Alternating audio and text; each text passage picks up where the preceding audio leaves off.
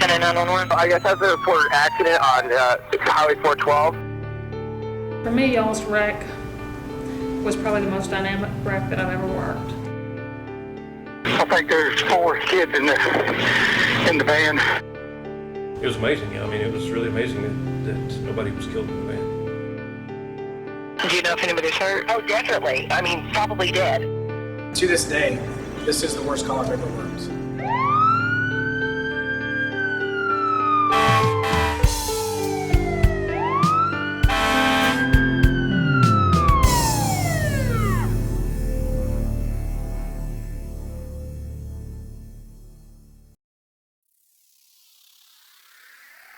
I think we all have a story to tell.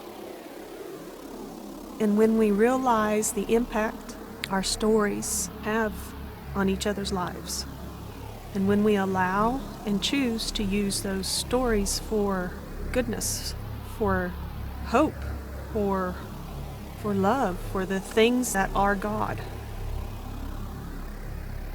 our pain never ever is worthless. My family changed that day.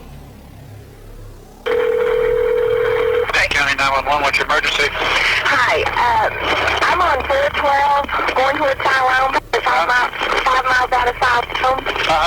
And there is a truck going the wrong direction. On March 30th, 2000, I was working as a state trooper in Troop L and assigned to the western side of Benton County. And on the afternoon of that date, I was dispatched to a subject going the wrong way on Highway 412. He was eastbound in the westbound lanes, and myself and Trooper Billy Tester were in the Gentry area whenever we received the call, and the subject had just left the Siloam area, and we knew that based on the time of day that it was around rush hour, that more than likely we were going to wind up having a pretty bad accident. So we were leaving Gentry very quickly and headed that direction. We were homeschooling at the time, so we spent a lot of time together. Very, very close family, just simply because of being together so much. We didn't have a lot of activities outside of home. We were a little bit maybe sheltered and kind of had our own little world. I guess that would be the best way to describe us. Family-wise, it was just a regular, we were living out at the farmhouse, and it was pretty just country living every day. Nothing too special. Church on Sunday and Wednesday, and then work the rest of it. So Kanda was mom. She was the second mom while either mom was at work or making the house run. Kayla was the middle child, if that's what you want to call it. She was the one that we kind of huddled ourselves around. We took care of her type thing. Cammie was the little sister that we all thought was getting special treatment, but we all knew better. And then Dad was making ends meet, trying to keep up with life, and Mom was kind of supplementing that with her waitressing. The kids were at the house. They had just got home from Mexico mission trip. And that night was a dinner so that they could tell everybody what they had done and how exciting the trip was, and just as like a sponsors dinner or something. And so the kids were supposed to be dressed when I got home so that we could go right when I got home, because it started at 6 and we needed to be there by 5:30. So I got home and opened the door to the house and no one was ready. So I told the kids that they weren't going to go. There was no way we could get there in time. We'd just have to stay home. And Nathan called. I called Nathan. I don't remember exactly what happened. Told him I wasn't going to go, and he said that he thought that I should go. The kids needed to go. So we rushed, got everybody in the car. We had just bought a used minivan from our friends, Dave and Vicky. And we had put a bunch of work in the front end. And there are two ways to get to my house. A back way that's very rocky, but it's short. Or the other way that takes a lot longer, but it's mostly pavement, and it's very smooth on the vehicle. So Nathan had asked me to not go the back way because we'd got all that work done on the vehicle. And I had told him that I would not go the back way. But I was in a hurry. I was mad because I didn't want to go. So I went the back way. I had a sort of premonition, and I said, guys, I was really loud. I said, Mom, slow down. You're going to hit somebody. It's about a 8-mile dirt road. And right as we got to 412, there's a stop sign, and I stopped. And I turned around and told the kids, everybody to put their seatbelts on, that I was going to be going fast, and if we got a ticket, I didn't want to get a ticket for seatbelts also. I fell asleep against the window about 10 minutes after we got on the asphalt. So last thing I remember was pulling out on Interstate 412. Our family as a rule does not wear seatbelts, ever, for any reason. And so everyone belted in except for myself because I was finishing dressing. We got onto the highway, and Mom as soon as we pulled out, she just hit the gas trying to get up to speed as fast as she could. And we were on our way going towards Siloam, and on our side of the road, a guy was going in the opposite direction. There was a pickup coming down on the wrong side of the divided highway going very, very fast. And other cars were dodging the pickup, and here the 18-wheeler was doing the same thing. And so when she pulled out to go around the truck, she immediately met the pickup, and a tremendous impact and a tremendous collision took place. We spun. We actually went in a circle several times, and I remember, since I was the only one that was not belted in, I actually got suspended above the two seats and was watching everything spinning, and the glass, I could see the glass in the air, and it was weird because it was slow motion, almost like you see in movies where they'll stop a bullet and you'll just see it go real slow. It was very much like that. Big County 911, what's your emergency? Well, I just picked up 10 from him. Go ahead. Hi, there's been a two-vehicle accident on 412 between Town and Tallow Springs. Okay, hang on.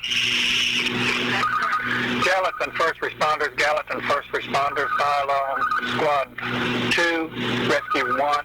Have a motor vehicle accident east of the city limits. It was an unusually quiet day. We hadn't been dispatched for a single call. The quiet was suddenly shattered with tones from dispatch, followed by Squad 2, Rescue 1, report of a two-vehicle MVA on Highway 412 East. My partner and I hopped in the truck, eager for some action. Over the pager, the fire department pager, comes the call for an MVA on Highway 412. The different squads responded, and then after a while we got a call from the command after they had some first responders on the scene that they needed an additional ambulance beyond the two from Siloam. I hopped in the ambulance with another paramedic. We went out to the scene, and on the way I can remember hearing the radio calls, one right after the other, that with each one it got more severe. A head-on collision, van versus truck, multiple patients, that type of thing, as we were on our way out there. Lieutenant 911. A car was heading down the wrong side of the road and hit another car. Okay, so it hit another car? Yeah, it's pretty bad. Okay. Do you know if anybody's hurt? Oh, definitely. I mean, probably dead. Benton 911. Is it 911? Yes, it is. Live out here where they had the wreck. They're gonna need lifeline down here. There's kids in this van. Okay, how bad are they, do you know? Is it on the way already? Yeah, they're on their way. How bad are they, do you know?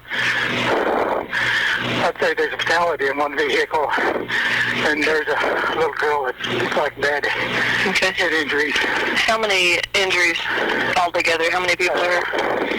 I think there's 4 kids in the van. Okay. And it looks like there's just one guy to pick up. And I can remember after that original call for the head-on MVA, starting to pray for the patients and for the victims. Anytime there's a head-on collision on a highway like that, with their closure speeds of 150 miles an hour or plus, it usually doesn't turn out well. The particular day, a lot of the guys wear their pagers whenever they're off duty. And I heard him dispatch a wreck out on 412 East, 2 vehicles head on. Initially, I didn't pay that much attention to it. They had 2 squads, shift commander and a rescue going from our department. And after the shift commander, Battalion Chief Selby, got on scene, he reported back just a short time later that it was a major accident and that they were going to need some more resources. And I could tell by the sound of his voice, having heard him over the years, he typically is very calm, very cool and collected, and I could detect in his voice that this was definitely something bad. So at that point, I decided to go on ahead and respond to the scene in my private vehicle, and took maybe 5 minutes to get there, and that was one of the things that stuck out in my mind. You know, it's a beautiful day, and you pull up and you see this debris field all over the highway. It was a night of amazing trauma. I haven't been on a war zone, but I think it might look a little bit like that looked that night. I remember seeing an 18-wheeler pulled off the north side of the road, praying that it wasn't involved. That's when I saw the van and the truck on the stop just beyond. My first thought was, my Lord, how many dead? The first person that called me was Leola Leach to let me know that it had happened. Benton County 911, what's your emergency? Go ahead, sir. They just transferred me to you, sir. My family was in a van, and they've been wiped out on 412 somewhere. Okay.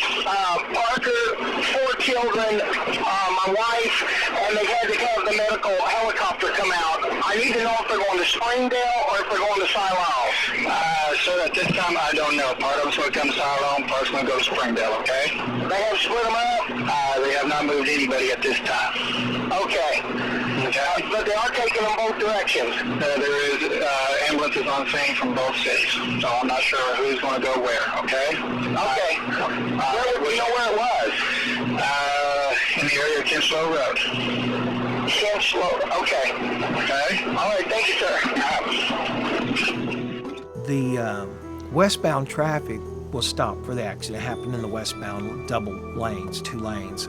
The eastbound was also just completely plugged. There was nothing in that lane, but nobody would move. I got out of my vehicle knowing that they were in the wreck and started approaching it, and of all people, Vicki Leach was sitting in her vehicle looking at the wreck. She didn't even recognize her own vehicle. The vehicle that Anita was driving was Dave and Vicky's van. She didn't know at that point who it was, and her window was up. I tapped on the glass, startled her. She rolled down the window, and I said, "Vic, that's Anita and the kids. I'm heading on up there." I slowed down with all the traffic that was up ahead and saw the worst car accident I had ever seen. On the opposite bound lane was a vehicle I couldn't even recognize. It had been impacted with such force. I hear my name being screamed, "Vicky! Vicky!" I couldn't have been more startled looking at this accident and hearing my name being called. There were so many cars and people around. I finally spotted Nathan.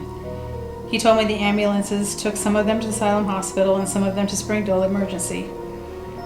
I couldn't understand the desperation in his voice till his words sunk in that it was his family. I was so afraid of the possibility of the outcome. Looking at the vehicle, how could anyone in it have survived? To explain to you how unrecognizable it was the caravan I had driven for 3 years. We had just sold it to the Parkers 3 weeks before. I had my head in the seat, and I put my hands down in front of me and pushed to push myself up. And I couldn't move. I could not get up. So I just stopped and just stopped and looked at camera, and she was, you know, she was my baby, and she was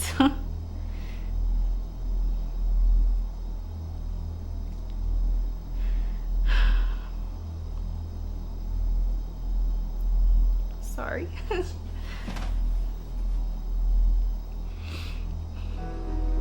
Her head had burst. Since I was awake the whole time, I actually saw it before there was much blood. So I could see all the spider veins where her head had just split like running over a melon. And it scared me so bad. So I just laid there and I watched her, and I just thought, she's gone. She's gone. I thought, no, she's not. She is not. So I watched her chest to see if there was any movement. And there was a little bit of movement, and I just, oh, what relief. And at that point I said, I have to get up. I said, Lord, please help me get up. I have to help him. And after I prayed, I tried again, and I pushed up, and I was able to get up. The next thing I remember is silence. It was an eerie, silence like I've never heard silence before. There was no noise, none. It was like you've been buried and you're in the ground and there's no noise. It was complete silence. And I hear moans, loud moans, and it's me. I'm moaning. And I raise my head to look, and I can't raise my head. And I push with my arms, and I can't push. And then I realize the pain. There's pain and pain and pain. There's just so much pain. I just don't know what to do with the pain. But there's still silence, and I can't figure it out. And then I say the name of Jesus. And I say, Jesus, Jesus, Jesus, Jesus, Jesus. And then I literally feel Jesus hold me. He held me. He literally, I've never felt it before, but he picked me up and held me in his arms. And I was able to catch my breath and just kind of relax. And I fell back to the seat behind me, and Kyle was to my far left. And he looked very much like camera, where his head had just burst. And there still wasn't much blood on him, and his head was just kind of leaning against the glass. Kayla was in the middle, and she had a seatbelt across her. There was no blood, but she was not. No one was responsive. Camera was out, and Kyle. They were all out. I was the only one that was aware at the time of what was going on. And I said, Kyle and Camera, Kayla, Mom, I love you so much, and I'm gonna go get help. And the window had been busted out from the impact, and I crawled out through the glass and just started running, because there were cars all around us parked on both ends, but they were way off. They had parked way off, and I just ran. And then I hear Mom. And it's Kanda. She says, Mom. And it's Kanda again, and I'm like, okay, Mom.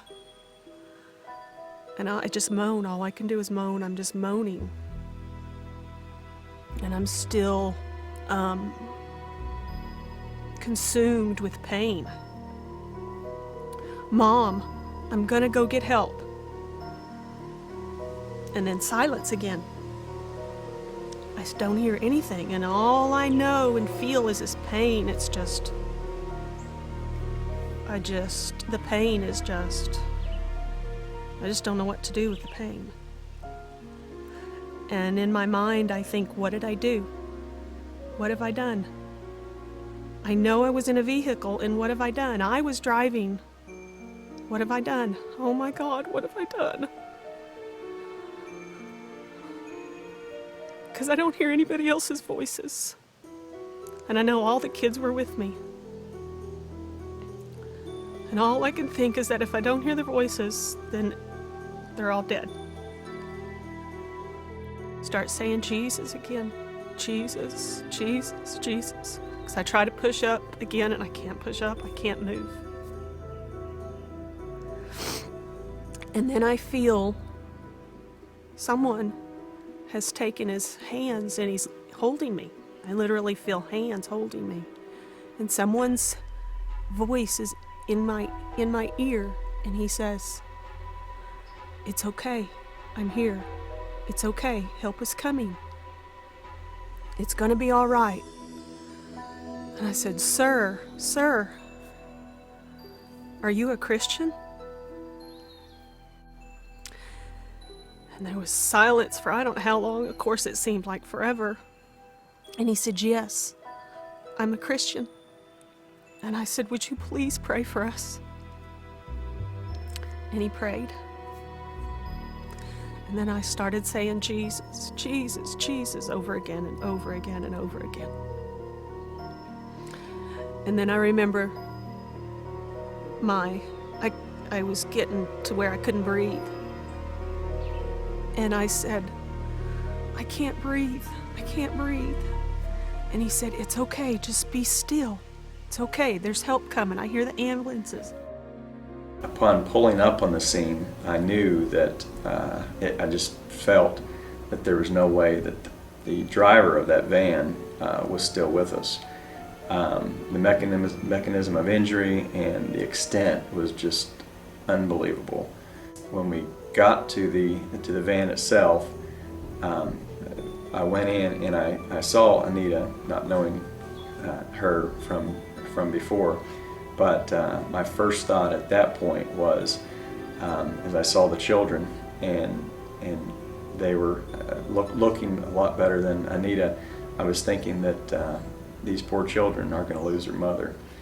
When I approached the driver's side door, I was talking to one of the on-duty personnel who was working to extricate Mrs. Parker, and I was able to see that in the course of the impact, she had somehow or another, her body had shifted over in between the front driver's and passenger seat, and she was kind of contorted around in a way that I still to this day I'm not exactly sure how that happened, but strange things happen in high-speed impacts like that. I remember hearing a lot of moaning and crying, and it was obvious that there were people that were in extreme pain. I could not believe all that I saw broken on this woman. Her entire left side was in shambles, open fractures, deformities noted to her upper left arm, her left hip, her left femur, her left lower leg, and both ankles were pointed in the wrong way. I've never seen injuries like this on a person who is still alive. And when I got up there, I started running the closer I got, and there was a man that was running with me. When we got there, there were several ambulances there already, 4 or 5 ambulances, and people all over the road, and both of the vehicles that had been involved in the accident. I remember a paramedic asking me if I knew CPR, and he asked the other man if he knew CPR. And I remember being so terrified, thinking that there were so many qualified people there, and that they still needed people who knew CPR. And I can remember being so afraid that it was maybe worse than what I even realized. And I told him that I did know CPR, and so he asked me to sit down beside a little girl that was on the ground. And the little girl was Kayla. And he told me, whatever you do, don't let her go to sleep. Kayla was talking to me, and ever so often she would just scream and say that she was hurting. And I remember raising her shirt and just looking at her little stomach, and I could see the bruising. And she would talk a little bit, and then in a little bit she would scream again, and would continue to say that her stomach was hurting. And you could see it getting darker and darker. I can remember the blood pooling under the skin, and me thinking that she was probably not gonna make it. And I remember just praying with that little girl, praying for their family, praying that God would just protect her, keep her safe, and let her be okay until they could get her to a hospital where they could take care of her. At that point, my dad got there, and I saw him walking towards me, and when he got there, I really just crumbled. And he said, he helped, he gave me a hug, and he said, "It's okay, it'll be okay." I went to the first ambulance, and that was Kayla's. And as soon as she saw me, she jumped out of the ambulance and walked out the back to me. "Daddy, they won't make me go to the hospital. Don't let them take me." I said, "You have to." The paramedic who had been at her head and couldn't grab her in time, he's back there demonstrating, no, she's got to go. And so I told her, I said, "Baby, just get up there. I know where you're at. I know which hospital you're going to be in. They have to look you over and do their thing. Just go with them." "Oh, okay. Everything's cool. I'll come get you in a little while." I went past Kayla's ambulance to another one of the Pulse ambulances where they had little cameras. She was very small still then.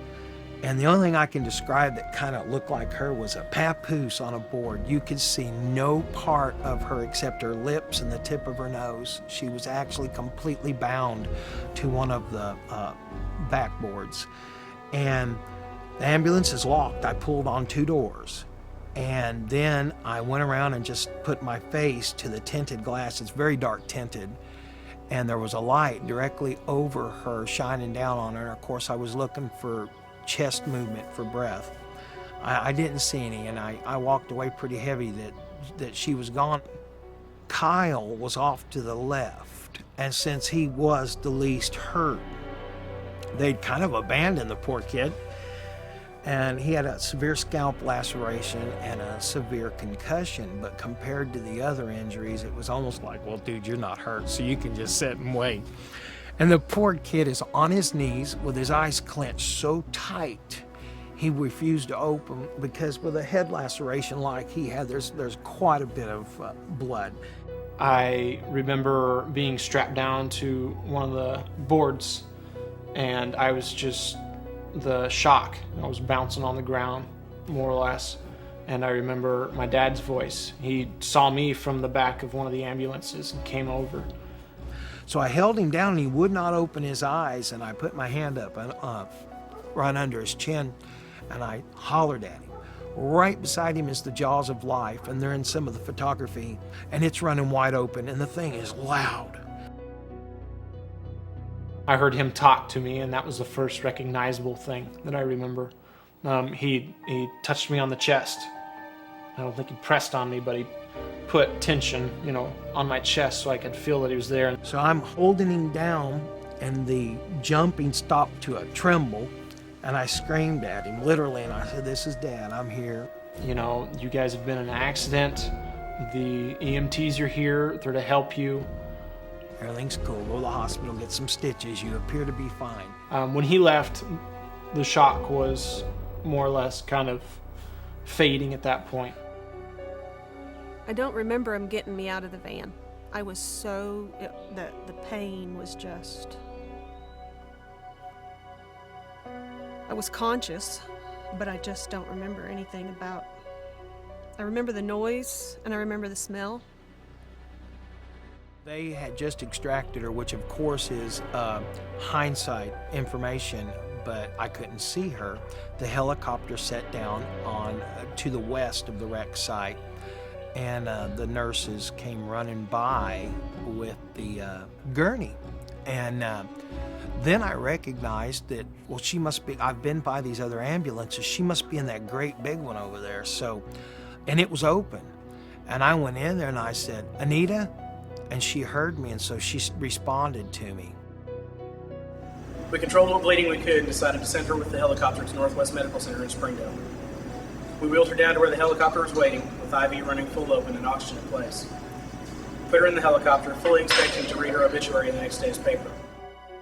I watched them shove her into the helicopter from probably 100 yards, thereabouts, and then the helicopter lifted off, and away they went with her.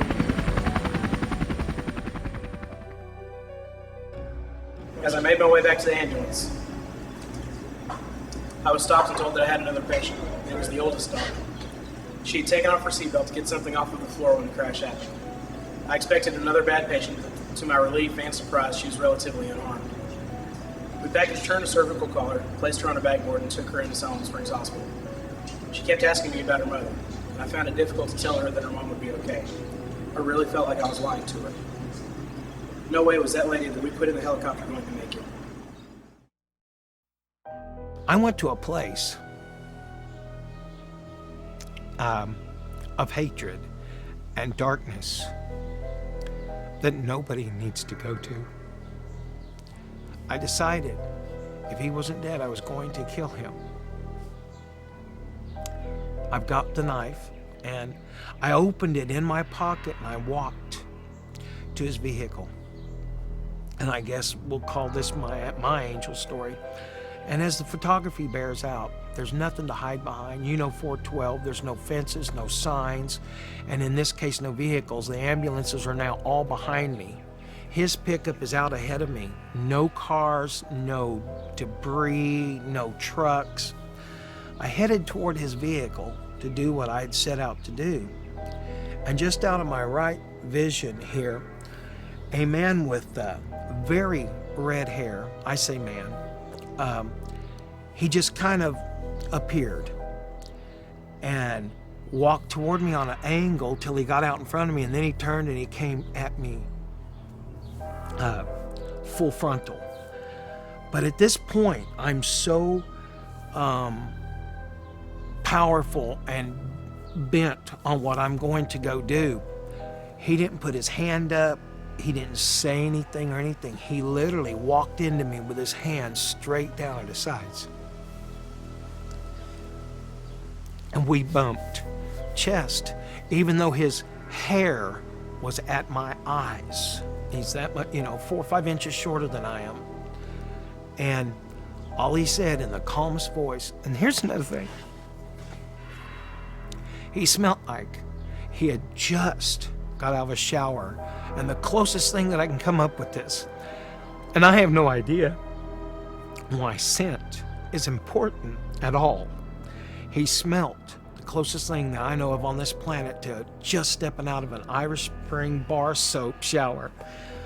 And he bumped chest with me, and all the man said was this: "You must be Daddy." He said, "He's dead. They need you. Go back." No other communication, no touch, nothing. I turned.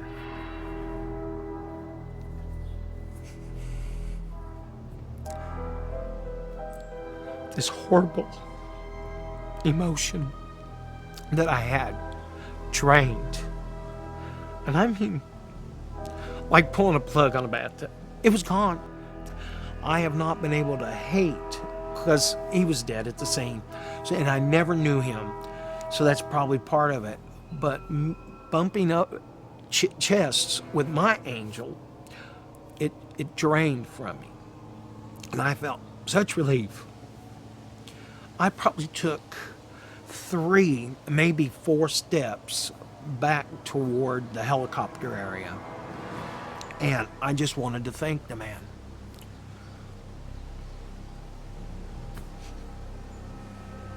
I spun around and I turned to find this gentleman, and there's nothing to get behind, just grass.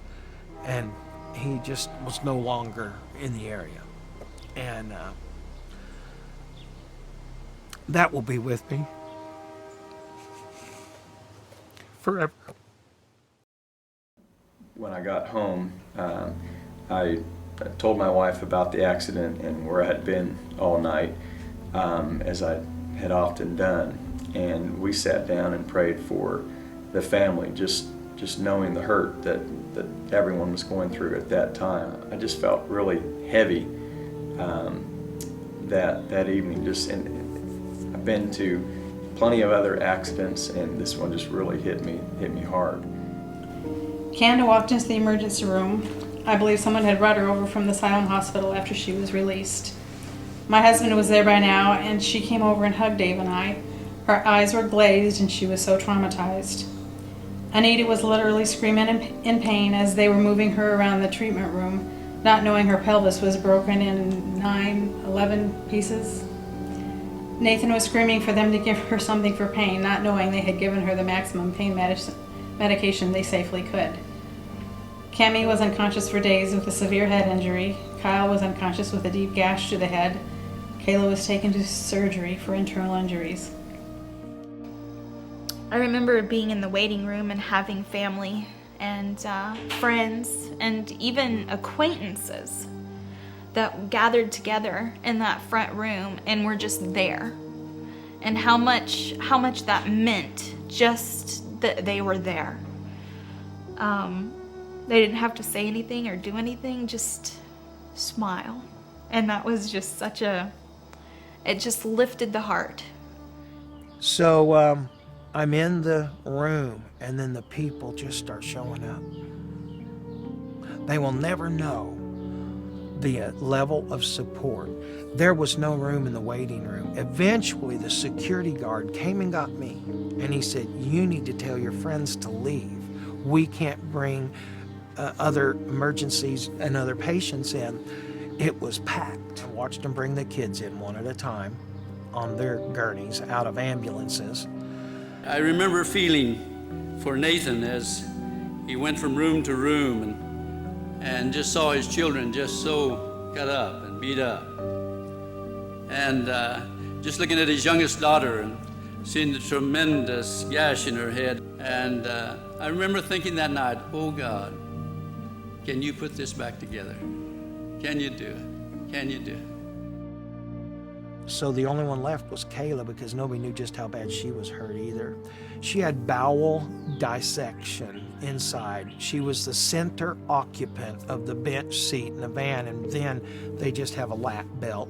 She hit the lap belt so hard it dissected her bowels inside, so she had a lot of old bad blood and fecal matter inside her abdomen.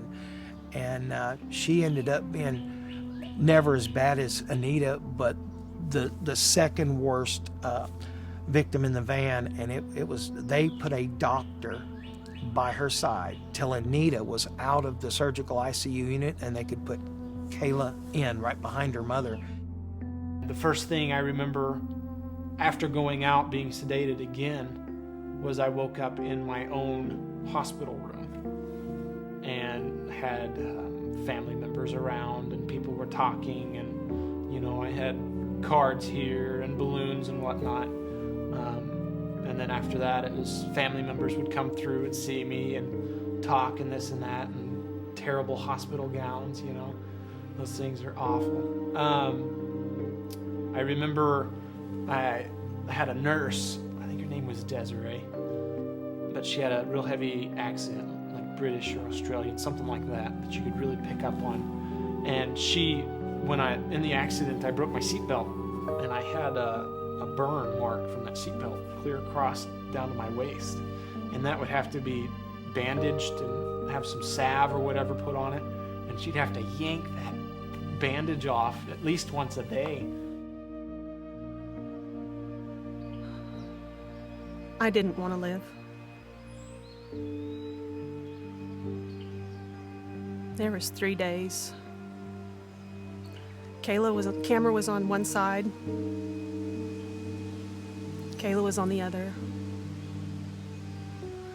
not knowing if Kayla was going to survive her injuries or if Camera was going to ever wake up. And when she woke up, would she have a mind?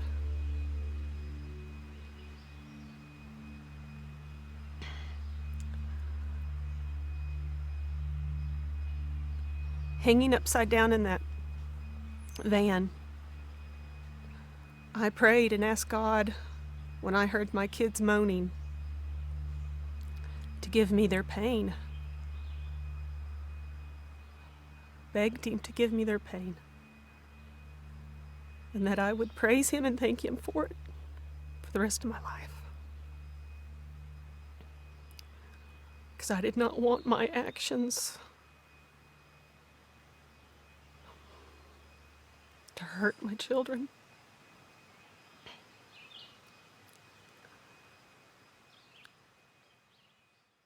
The first time I saw Mom was, it felt like a day and a half after I was in the critical area that I got to see Mom, and she was, more or less immobilized. She tried to hug us, but it was just not too possible at that time.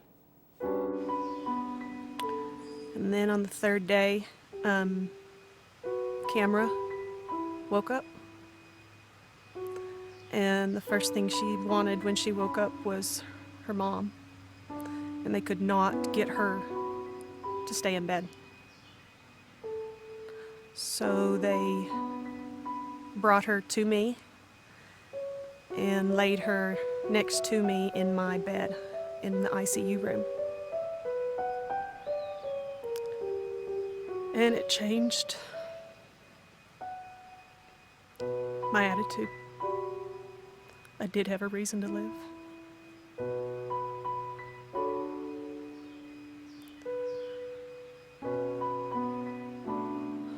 So, I accepted the way things were at the moment and prayed and asked God to help me. I started thanking Him for Kanda wasn't in the hospital, Kyle wasn't in the hospital, Kayla had already been released. So I started thanking Him for taking care of my family and letting me live, and my whole outlook changed to thankfulness instead of regret. At least 2 or 3 of y'all should have died in that wreck and didn't. And to me, that was a miracle in itself, but to walk in and see the faces and see the kids still awake and alert, and even sometimes smiling, that was in the coma and not able to see or know what was going on really around us. But it really hurt a lot to see, but by the same token, it was a relief to know that all of y'all were going to survive. I spent the first 3 months trying to heal my body. When I went home, I couldn't walk. I was in a wheelchair. I couldn't clothe myself. I couldn't feed myself. Nathan had to take care of me. I was determined to get physically better so that I was not such a hardship on everyone, and so I could once again become a part of my children's lives and be a mother. And I had physical therapy 2 or 3 times a week, learning to walk again, how to sit, how to use my left arm, how to breathe. So many things that I had to learn again. And I got my physical body pretty strong very quickly. The accident really showed me how very important my family is to me. That they have an even bigger place than I thought they did. and that to not take that for granted. I know that there's no way that Anita should have lived by my means, by the helicopter's means, or the hospital's means, and that this lady that was laying in front of me saying, Jesus, Jesus, Jesus, I know that the only way she's here is because Jesus had his hand there. AmazinGrace offered to take us on they wanted to talk to us about our experience with AmazinGrace. And they took us up, all of us, 2 at a time, on the same helicopter that I rode in on. And my same medic rode with me, and Robin Marrow, a good friend who was also a newspaper reporter and did articles on our accident. She was with us. And when I laid down on that table, it all came rushing back. The fear, the pain, the anxiety, the questions, the guilt, all of it came rushing back. And then they started the blades, and I smelt that fuel, and it was like I was there. Like I was back at the moment. And we went up in the air for just a few minutes, and Eddie, who was the medic, noticed, because they had to strap me in. I was strapped in and everything, just like they brought me. And he reached over with his hand, just like he did on that day, and started patting me and touching me, and he leaned over and started talking to me. And it all came back. And so when I got home that day, I realized that the spiritual part of me, my emotional side, I had put a Band-Aid on it. And I was pretty desperate. I had to find again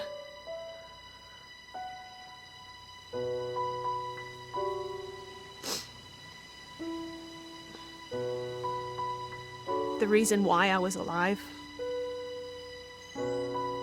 and acknowledge that it wasn't up to me, that it was God's choice, and that He knew best. And so I accepted once again that I had something more to do in life, and that I was necessary and I was needed, and there was an important part for me to play. To quit laying around whining about it, get up and go do something. I had hope, and I had knowledge that God was there in the middle of it, and that I wasn't by myself, and He would help me through whatever was going to come.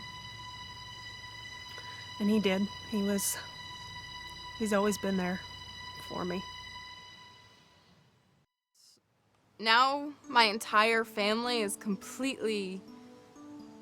we have like no doubts at all, and I don't think that we ever will, that God is real and He is all-powerful. And I think that's cool, because a lot of people, they've never seen a miracle and they don't know that it really is true. They've heard things, but what should you believe? But us, we've actually been in it, and we know it happens. It's cool. Even what we look at when you come to a scene that might look hopeless, it's not. Obviously the Lord had other plans for you in this case. I remember in one of the rooms there, just putting my arms around Nathan and feeling, I thought, how can he look? How can he view this and just keep himself together? But prayer went out. It's amazing what God does with prayer and with medical doctors and nurses that care and love and apply their skills. My father has always been an example for me. I've always been his sidekick. I've been along his side since I was 7. Being homeschooled, I'd do my homework at 6, be done at noon. I'd go to work with him every day. So he has had a lot of input, you know, as a young man, as a kid, in my life. And something he said to me was,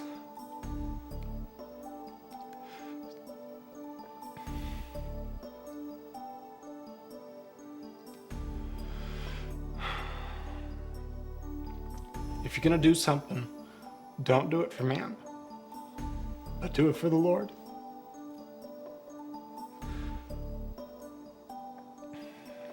Because the arm of flesh will fail you every time.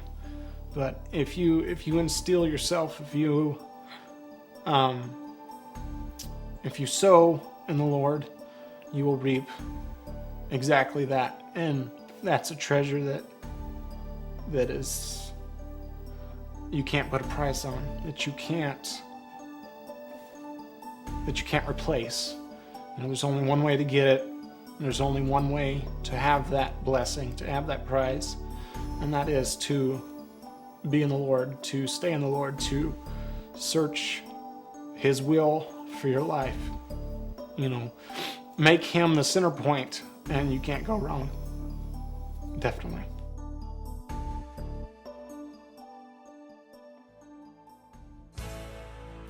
The impact that day had on my life,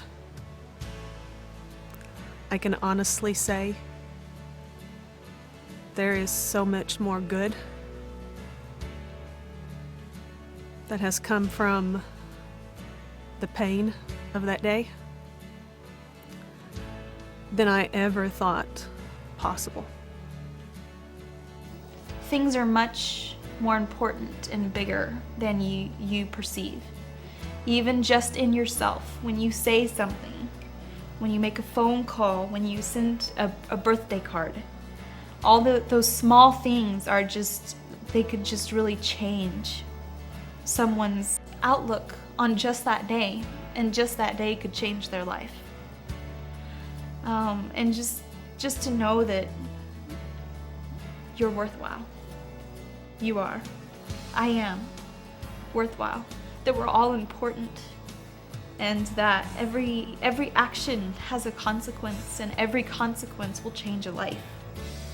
And just to know that you are important. There have been so many people affected by this in positive ways. The Lord works in many different ways. I mean, I know in my life I've cut Him short more than once as to what He can do according to my rule book, which is, you know, not His rule book. In many different ways, we were a blessing to people in the community, as were they to us in our time of need. And then I think we should be careful in what we qualify miracles and how we define miracles.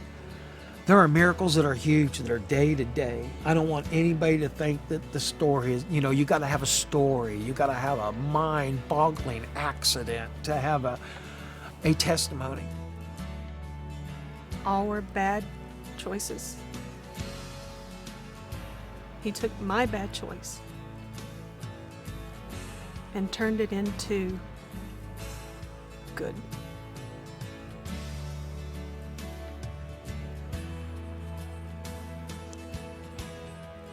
I can never, ever repay my God for what He did for me on March 30th.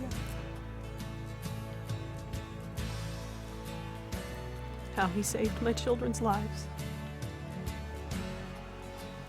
and brought them out of an accident that they were not even supposed to live, much less walk.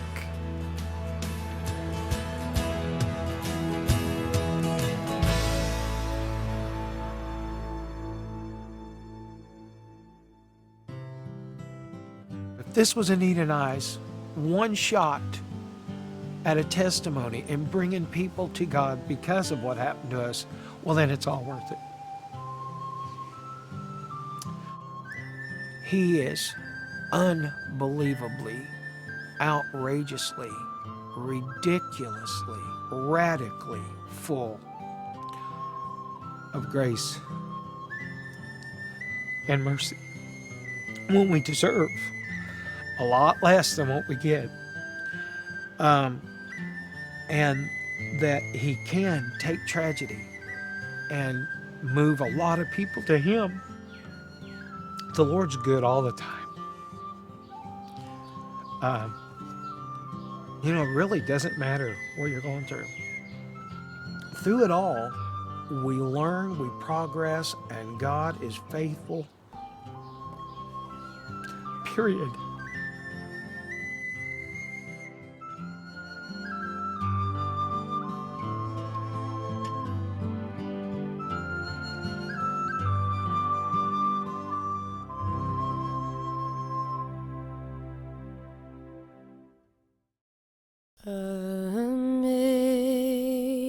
Amazing grace, how sweet the sound that saved a wretch like me. I once was lost, but now I'm found. Was blind, but now I see. 'Twas grace that taught my heart to fear, and grace my fears relieved. How precious did that grace appear the hour I first believed. When we've been there 10,000 years, bright shining as the sun, we've no less days to sing God's grace than when we'd first begun.